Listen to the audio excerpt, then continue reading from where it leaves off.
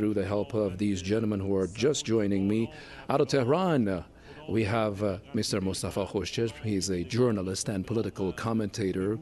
It's good to have you with us, Mr. Khoshcheshm. And out of Ontario, we have Jason Unruhe. He is a political commentator. Gentlemen, it's good to have you both here on Press TV.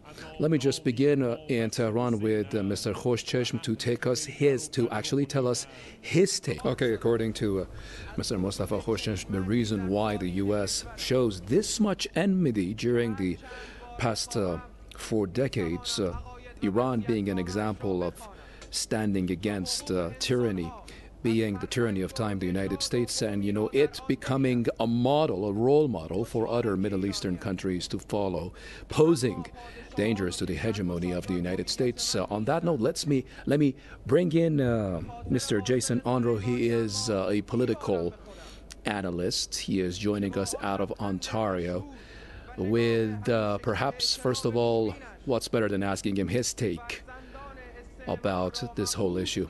Jason.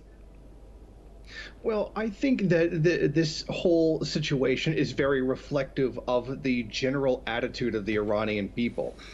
There seems to be an impression in the West that we are constantly given through media that is owned by imperialist outlets that the Iranian people are terribly oppressed, their lives are miserable, they are constantly being routinely killed by their government for absolutely no reason other than some kind of idea of sadistic brutality.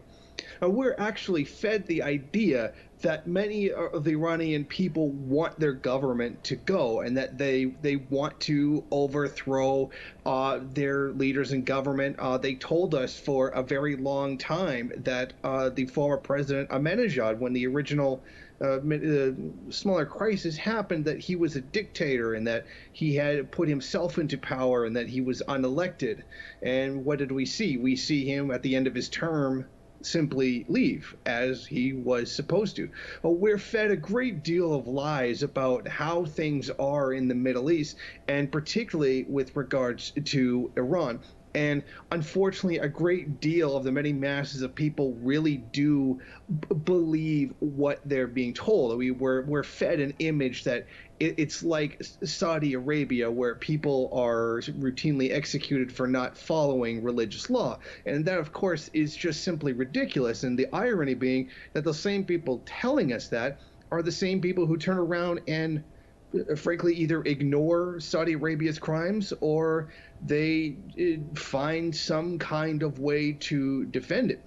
So from my perspective, most of what we receive in the West is just simply nonsense lies used to demonize the Iranian government as some kind of evil tyrant that is just carrying out all these kinds of human rights abuses, one of the most terrible governments in the entire world, which is all very ironic coming from the United States, a country with the largest portion of its population in prison, a country which acknowledges that it still executes people who are mentally handicapped and incapable of understanding their own actions. This is a country that has murdered hundreds of millions of people throughout the entire history of its government, not just with the genocide of the Native Americans, but those of the Africans during the slave trade. And this is even before we get to the modern era of U.S. imperialism, where tens of millions of people have died as a result of the decisions and the policy choices made by the U.S., all for the benefit of U.S. society. These nonstop plundering of all manner of societies across the world, particularly for the economic benefit of the United States, the demand for cheaper and cheaper natural resources, cheaper labor, access to markets that they wouldn't otherwise have. I mean, a perfect example of this is seeing what happened in Mexico with the NAFTA agreement and the subsidized corn coming out of the United States, destroying the domestic production of corn inside of Mexico. The reason all of this is there is this constant, unending struggle against Iran is because Iran has maintained its anti-imperialist position. It will not do what the U.S. tells it to. It will not hand over its resources, its technology, its people as essentially slave labor. They will maintain their own independence and develop themselves and economically along their own path, one that is beneficial to them and not one that feeds the U.S. empire. And that's the real crime of the United States. That is what it really wants here. And while there's much Islamophobia thrown around in U.S. society, much of it used to justify violent action against Iran itself, this is about money. This is about economics. This is about the empire. This is about creating a situation where the United States can take one of the last few bastions of the world, which have not completely sold themselves out to the whims and the benefit of the empire. This is a matter of national dignity. This is a matter of being the master of one's own destiny. What path should you take in the development of your society? There's many people have many different ideas. They have many contrasting views of where Iran should go. But the point is that Iran should be the decider of what direction this goes in.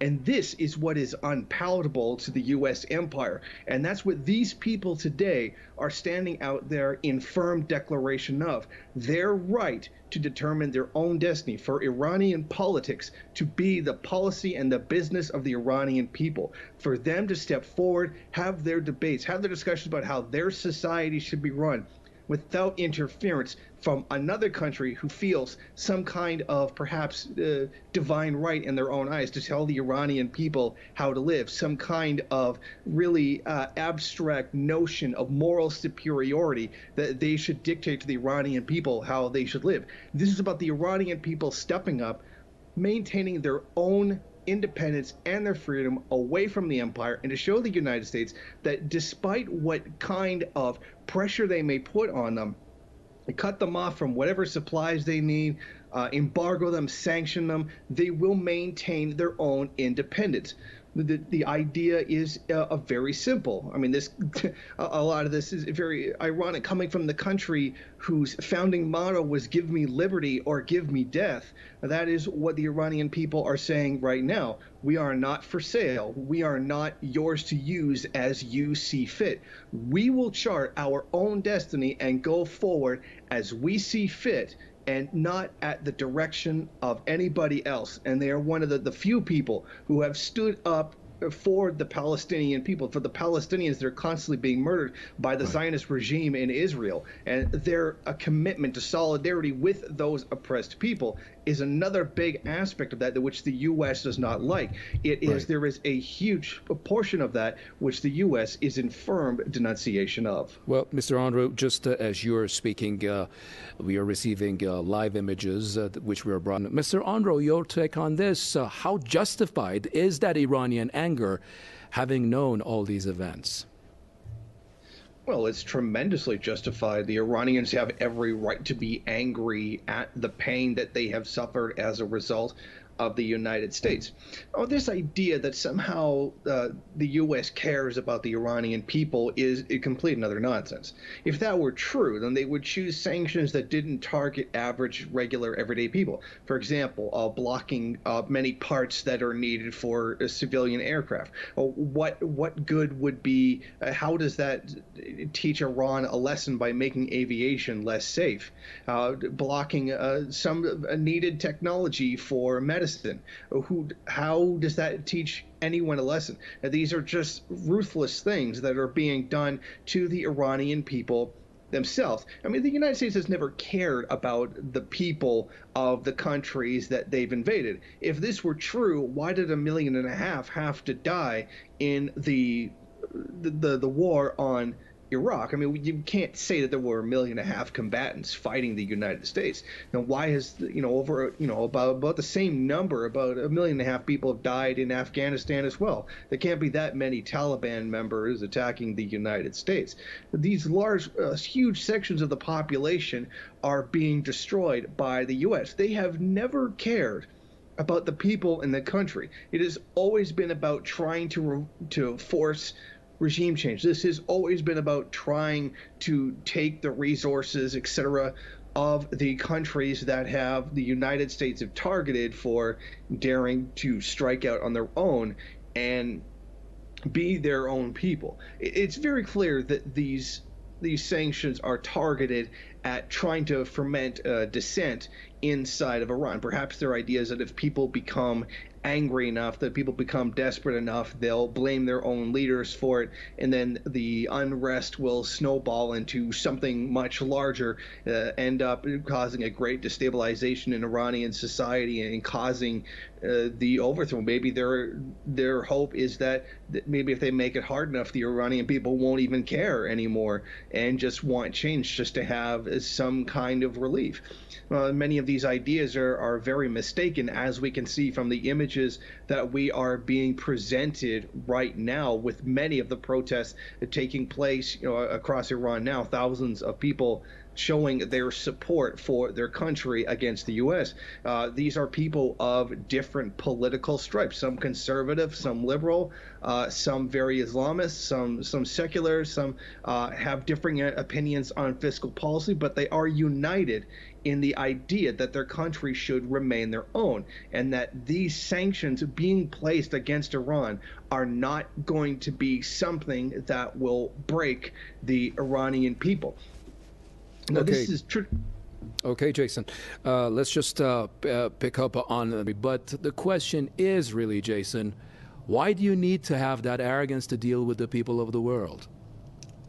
Well, frankly, because much of it is the world doesn't care. I mean, frankly, many of these European powers as well, those who are not in the position of power that the United States has, do have their own interests in seeing Iran toppled, as having a U.S.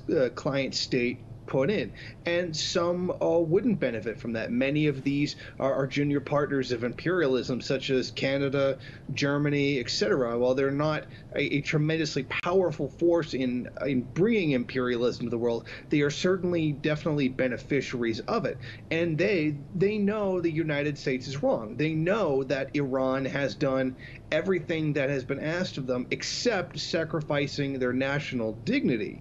They know that Iran has complied with all manner of ridiculous requests from the United States. They've done what the international community asked them to do. They've not developed the nuclear weapons that the United States and Israel insist that they have done. It's like it's a case where you do everything right, but somehow you still lose.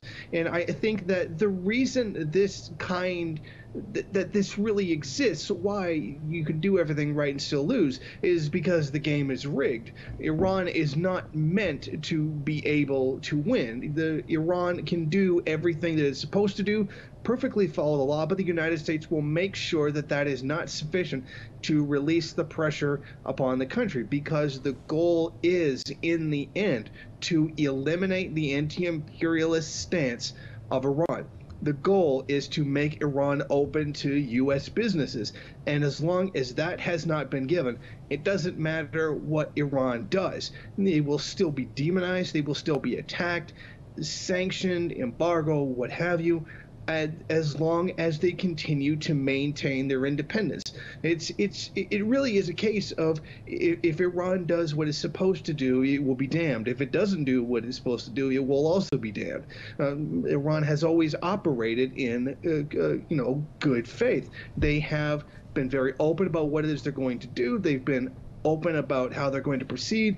They have followed the rules. They have done everything they're supposed to do, and the United States has done the complete and utter opposite.